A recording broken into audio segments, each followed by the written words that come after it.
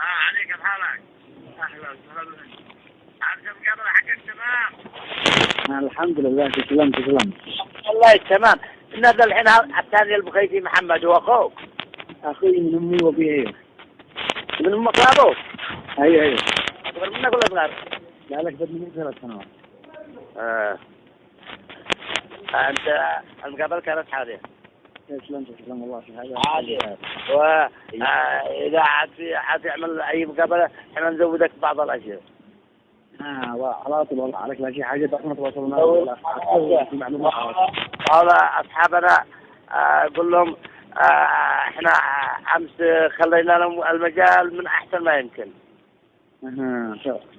مجال كويس وكان يعني حتى كل الناس في الأطراف دع إلى شيء. لا هم كلهم بيقولوا لي وين كان بيني وبينك من انا مع اصحابنا ولا تعب.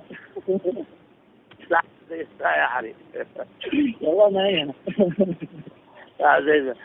إذا في شيء جديد بنتواصل معك. على طول في أي وقت إن شاء الله. لحظة.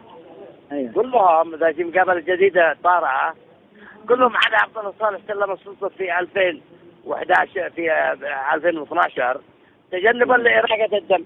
صاحبنا ليش ما يرحل ويتجنب إراقة الدم؟ أنت لو تشوف إيش فعله أكثر مني عندي. يسلم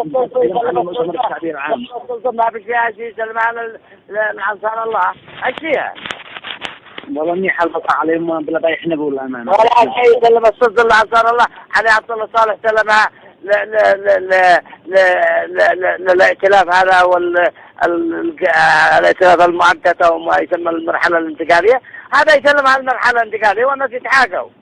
لا والله ما تسليمك للسلطة إنه كان خطوة رائعة جدا. يا أستاذ علي ليش ما يقتدوا بها؟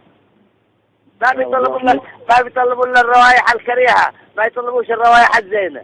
بس بيني بينك والله إني منزعج شوية أمس وقع. تعرف إنه حتى لا جنب البيت حقه، يعني أنا جيت أمس لا جنب البيت حقه والمقدوم حول الباب يعني، والعسكر حقه تكونوا منهم 10 وقتلوا 1 أو 2 من حق الحراسة حق البيت.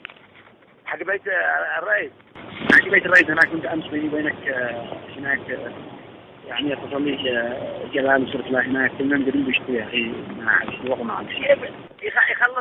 يخلصنا ويسلم السلطة يسلمها وهو عايز في التاريخ.